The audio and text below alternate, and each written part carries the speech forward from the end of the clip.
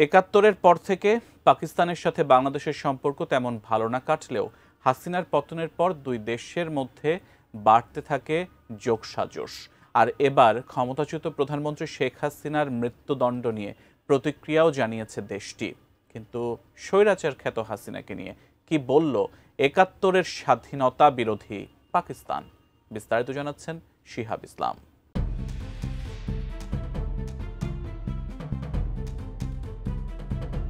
জুলাই আগস্টে সংঘটিত গণহত্যার দায়ে মানবতাবিরোধী অপরাধের মামলায় বাংলাদেশের ক্ষমতাচ্যুত প্রধানমন্ত্রী শেখ হাসিনা ও সাবেক স্বরাষ্ট্রমন্ত্রী আসাদুজ্জামান খান কামালকে মৃত্যুদণ্ড দিয়েছেন আন্তর্জাতিক অপরাধ ট্রাইব্যুনাল।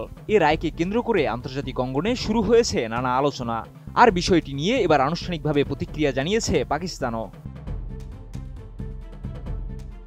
২১ নভেম্বর সাপ্তাহিক ব্রিফিংয়ে পাকিস্তানের পররাষ্ট্র দপ্তরের মুখপাত্র তাহির আন্দ্রিব বলেন, বাংলাদেশের সাবেক প্রধানমন্ত্রী শেখ হাসিনার বিরুদ্ধে দেওয়া সাম্প্রতিক মৃত্যুদণ্ডাদেশকে তারা বাংলাদেশের সম্পূর্ণ অভ্যন্তরীণ বিষয় হিসেবে বিবেচনা করছে। তিনি আরও জানান, বাংলাদেশের জনগণ তাদের নিজস্ব সাংবিধানিক ও গণতান্ত্রিক কাঠামোর মধ্য দিয়ে এ ধরনের পরিস্থিতি মোকাবেলা করতে সক্ষম।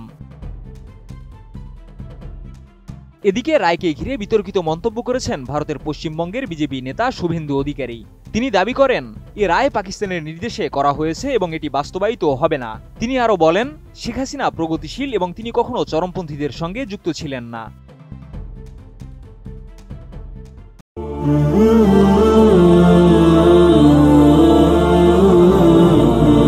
এছাড়া রায় ঘোষণার পর গত সোমবার আনুষ্ঠানিক প্রতিক্রিয়া জানায় ভারতের পররাষ্ট্র মন্ত্রণালয়ও।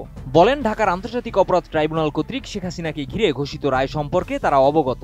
নিকটতম প্রতিবেশী হিসেবে ভারত বাংলাদেশের জনগণের শান্তি, স্থিতিশীলতা, গণতন্ত্র ও অন্তর্ভুক্তিমূলক অগ্রগতিকে গুরুত্ব দেয় এবং এই লক্ষ্যে তারা সব পক্ষের সঙ্গে গঠনমূলকভাবে যুক্ত থাকবে। এর আগে বিচারপতি গোলাম মুর্তুজা মজুমদারের নেতৃত্বাধীন আন্তর্জাতিক অপরাধ ট্রাইব্যুনাল ১ জুলাই গণঅভ্যুত্থানের সময় সংঘটিত মানবতাবিরোধী অপরাধের মামলাটির রায় ঘোষণা করেন। মামলার দ্বিতীয় অভিযোগে শেখ হাসিনার মৃত্যুদণ্ড এবং প্রথম অভিযোগে আমৃত্যু কারাদণ্ড দেওয়া হয়েছে এবং একই মামলায় সাবেক স্বরাষ্ট্রমন্ত্রী আসাদুজ্জামান খান কামালও মৃত্যুদণ্ডে দণ্ডিত হন। তবে রাজসাক্ষী হিসেবে সহযোগিতা করায় সাবেক আইজিপি চৌধুরী মামুনকে ৫ বছরের কারাদণ্ড দেওয়া হয়েছে।